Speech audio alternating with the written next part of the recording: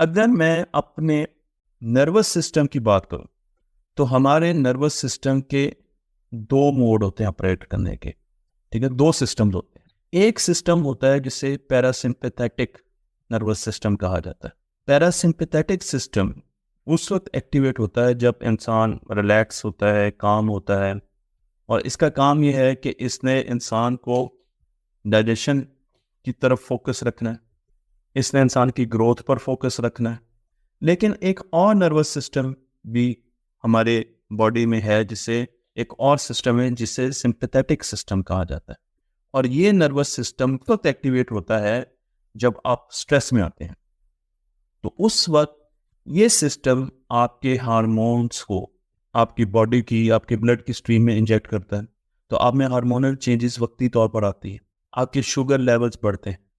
ये सिस्टम आपको focus mode में भी लेके जाता है, क्योंकि फाइट, फ्लाइट और फ्रीज के लिए आपको फोकस चाहिए, आपको अपनी सेंसेस चाहिए।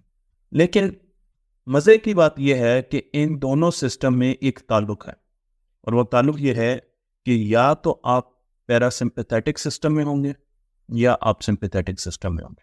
आप दोनों सिस्टम को बैक वक्त लेकर नहीं चल सकते। यानी आप या तो रिलैक्स मोड में होंगे या आप स्ट्रेस रिस्पॉन्स देने के मोड में होंगे। आप दोनों सिस्टम को एट अ टाइम नहीं लेके चल सकते। अगर आप बहुत ज़्यादा स्ट्रेस लेते हैं या आपको बहुत ज़्यादा स्ट्रेस दिया जाता है किसी की तरफ से, तो इसका मतलब ये है कि आप सिंपैथेटिक नर्वस सिस्टम में ज़्यादा ऑपरेट करते हैं, उसने आपका चार्ज ज़्यादा संभाला होता है। लेकिन अगर आप पुरसकून रहते हैं, ठंडे रहते हैं, मुश्किल आती है, प्रॉब्लम्स आती हैं, लेकिन फिर भी आप पुरसकून रहते हैं, तो इसका मतलब यह है कि आप अपने पैरासिम्पैथेटिक सिस्टम में ज़्यादा ऑपरेट करते हैं। तो जब हम सिंपैथेटिक सिस्टम में जाते हैं, स्ट्रेस आया और हम सिंपैथेटिक सिस्टम एकदम नर्वस सिस्टम एक्टिवेट हो गया, तो अब हमारी बॉडी में कुछ चेंजेस आती हैं। मैं आपको यहाँ पर दो आँखें दिखा रहा हूँ, आप इनकी पुतलियाँ देख रहे हैं। तो सिंपैथेटिक सिस्टम में हमारी आँखों की पुतलियाँ पड़ जाती हैं। जब आप टेंशन में जाएंगे, जब आप स्ट्रेस में जाएंगे, ज़्यादा स्ट्रेस में जाएंगे, तो आप गौर कर सकते हैं कि आपकी आंखें आहिस्ता आहिस्ता डायलेट करना शुरू कर देंगी, यानी उसकी पुतलियाँ जो है वो बढ़ना शुरू हो जाएगी। और जब आप दोबारा पुरसकून होंगे, जब वो फियर ख़त्म हो जाएगा, तो अब आपकी पुतलियाँ दोबारा अपनी असल शक्ल में वापस आ जाएंगी। लेकिन ये काम सिर्फ आंखों की पुतलियों के साथ नहीं होता, बल्कि जब हम सिंपैथेटिक सिस्टम में जाते हैं तो उस वक्त कुछ हार्मोन्स जनरेट होते हैं हमारी बॉडी में। जो सबसे अहम हार्मोन्स हैं वो तीन है, जिनको मैं यहाँ पर डिस्कस करने जा रहा हूँ। जैसे आप स्ट्रेस में जाएंगे, पहला हार्मोन है एड्रेनालिन, एपिफ्रीन भी इसको कहा जाता है। और जब ये हमारी बॉडी में आता है, ये हार्मोन इंजेक्ट होता है, तो हमारी ब्रीदिंग आहिस्ता आहिस्ता तेज़ हो जाती है, हमारा हार्ट रेट आहिस्ता आहिस्ता बढ़ना शुरू हो जाता है। अच्छा, अगर ब्रीदिंग तेज़ होगी तो तेज़ होने का मतलब ये है कि शैलो ब्रीदिंग होती है। शैलो ब्रीदिंग का मतलब ये होता है कि आप सीने से सांस ले रहे हैं, आप बेली से सांस नहीं ले रहे हैं। तो जब आप तेज़ी से सांस लेके तेज़ी से निकालते हैं, तो एक्चुअली आप शैलो सांस ले रहे हैं, शैलो ब्रीदिंग कर रहे हैं, और इससे ब्लड प्रेशर आपका बढ़ना शुरू हो जाता है। आपके हार्ट की जो पंपिंग रेट है वो तेज़ होना शुरू हो जाता है। साइंटिफिकली ये बात हो रही है। उसके साथ साथ आपके जो ब्लड है उसमें ऑक्सीजन आपको ज़्यादा चाहिए। ब्लड आप फ़ौरन उस तरफ शिफ्ट कर देते हैं, फ्लो उस तरफ बढ़ जाता है। अगर आपने बाजुओं से ज़्यादा काम लेना है तो आप बाजुओं की तरफ ब्लड का फ्लो बढ़ा देंगे। जब पैरों की तरफ लेना है तो आपका दिमाग पैरों की तरफ फ्लो बढ़ा देगा। इसके साथ साथ ब्लड में ग्लूकोज, शुगर, क्योंकि आपने रिस्पॉन्स देना है तो इसलिए आपको एनर्जी चाहिए, तगड़ा होना है आपने, ठीक है ना। अब आप काम नहीं है तो आपका जो ग्लूकोज लेवल है ब्लड का वो बढ़ जाएगा। फैटी एसिड और ग्लूकोज, ये दो चीज़ें आपके बॉडी में, आपके ब्लड में बढ़ना शुरू हो जाएंगी। आप, हो सकता है आपके बॉडी का टेम्परेचर बढ़ना शुरू हो जाए, आप कांपना शुरू हो जाएं, गुस्सा आ रहा है, आपकी जो स्किन है इसका कलर, कंडक्टेंस चेंज होना शुरू हो जाती है। जो सही वर्ड है वह है कंडक्टेंस। तो दूसरा जो हार्मोन प्रोड्यूस होता है उसे नोरा एपिफ्रीन कहा जाता है। मैं आपको यहाँ पर दिखा रहा हूँ, ये भी एपिफ्रीन से मिलता जुलता केमिकल है, लेकिन इसके कुछ फ़ायदे भी हैं।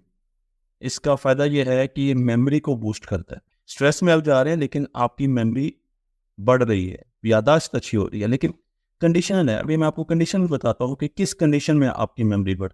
उसके अलावा पेन रिलीवर है, अगर आपके सर में दर्द हो रहा है, आपकी बॉडी में किसी जगह दर्द हो रहा है और एकदम आप स्ट्रेस में हैं, आपने स्ट्रेस रिस्पॉन्स देना है, आपने लड़ना है आपने, तो कुछ देर के लिए आपको ऐसा लगेगा कि पेन खत्म हो गया। क्रिएटिव थिंकिंग को भी ये बढ़ाता है और उसके साथ साथ आपका मूड भी अच्छा करता है। तो इसके फायदे भी हैं, लेकिन ये फायदे कब हैं, किस कंडीशन में हैं, यहाँ पर यह भी बता दूं कि ये चीज़ें आपको अच्छी लग रही हैं और आप समझ रहे हैं कि अच्छा यार इसके तो ज़बरदस्त किस्म के फायदे भी हैं, लेकिन एपिफ्रीन और नोरा एपिफ्रीन ये जब आते हैं आपकी बॉडी को टेक ओवर करते हैं, तो इसका मतलब यह है कि आप एक टर्बो मोड में चले गए, आप हाई इंटेंसिटी वर्क ले रहे हैं अपनी बॉडी से। कुछ देर के लिए अगर आप टर्बो मोड में जाते हैं तो बहुत अच्छी बात है, अगर थोड़ी देर के लिए आप स्ट्रेस में रहते हैं तो बहुत अच्छी बात है, आपकी बॉडी में कुछ पॉजिटिव चेंजेस आएंगी। लेकिन अगर आप लॉन्ग टर्म इन हार्मोन्स को अपनी बॉडी में शामिल करते रहते हैं, स्पेशली नोरा एपिफ्रीन को, तो आपके सेल्स ये मारना शुरू कर देते हैं। अब सवाल ये पैदा होता है कि ये कहाँ के सेल्स खत्म करना शुरू कर देती हैं। बहुत इंपॉर्टेंट, ये हमारे दिमाग में एक हिस्सा है जिसे हिप्पोकैम्पस कहा जाता है। हिप्पोकैम्पस की सेल खत्म करना शुरू कर देती है। हिप्पोकैम्पस दो ऐसे छोटे छोटे, वैसे तो हिप्पोकैम्पस दरियाई घोड़ों से ममासलत रखते हैं, स्ट्रक्चर्स हैं जो कि लॉन्ग टर्म मेमोरी बनाने में और मेमोरी कंसोलिडेशन में, यानी जब हम रात को सोते हैं तो जो हमारी मेमोरीज बन रही होती है उसमें हिप्पोकैम्पस का बहुत बड़ा हाथ होता है लॉन्ग टर्म मेमोरी बनाने में। अगर आपके हिप्पोकैम्पस के सेल खत्म होना शुरू हो जाएं इन हार्मोन्स की वजह से, इनके एक्सेसिव प्रोडक्शन की वजह से, तो इसका मतलब ये है कि आपकी मेमोरी आहिस्ता आहिस्ता, आपकी याददाश्त आहिस्ता आहिस्ता खराब होना शुरू हो जाएगी, सफ़र करेगी। जो तीसरा हार्मोन प्रोड्यूस होता है जो कि बहुत ही ज़्यादा इम्पॉर्टेंट हार्मोन है, मैंने इसको ड्रैकुला की शक्ल से दिखाया है, इसे कॉर्टिसोल कहते हैं। कॉर्टिसोल हार्मोन, याद रखिए ये सारे हार्मोन खतरनाक नहीं है, इनके फायदे भी हैं।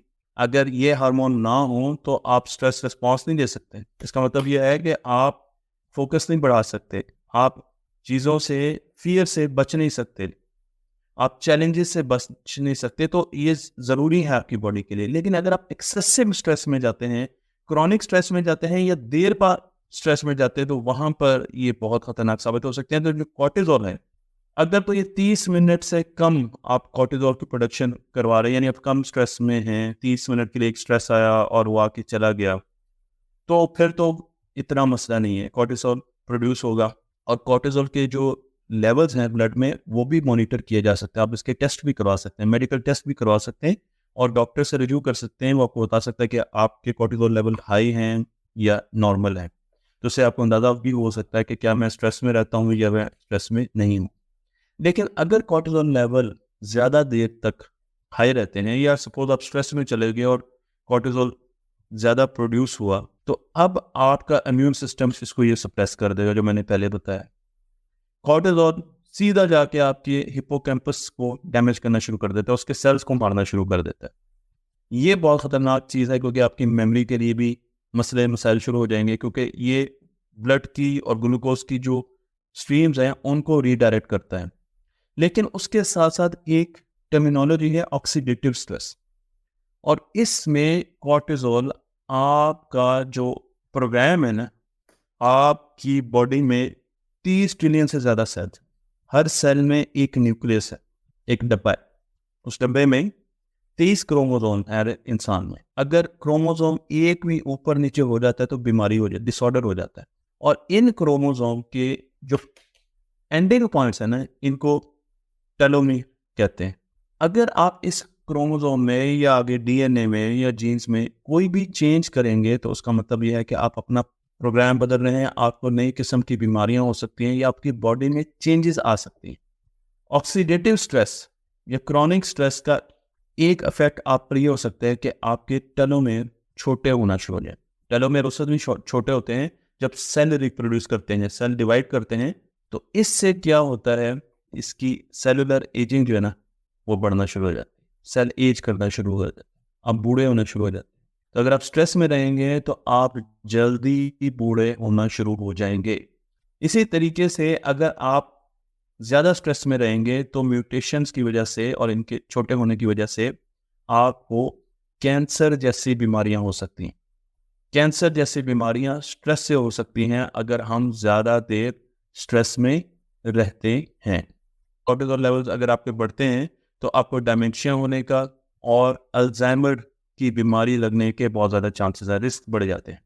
और अल्जाइमर की बीमारी 30 साल पहले शुरू हो जाती है जब वो पहली मरतबा डिटेक्ट होती है। तो अगर अल्जाइमर की बीमारी 70 साल में जाकर डिटेक्ट हुई तो हो सकता है कि वो बीमारी 40 साल 41वें साल शुरू हो चुकी हो, लेकिन आपको पता ही ना हो और वो जाकर 70 साल की उम्र में डिटेक्ट हो। तो इसलिए जो मेमोरी रिलेटेड और दिमाग रिलेटेड बीमारियां हैं वो स्ट्रेस की वजह से और वो कॉर्टिसोल के हाई होने की वजह से उनके चांसेस बढ़ जाते हैं।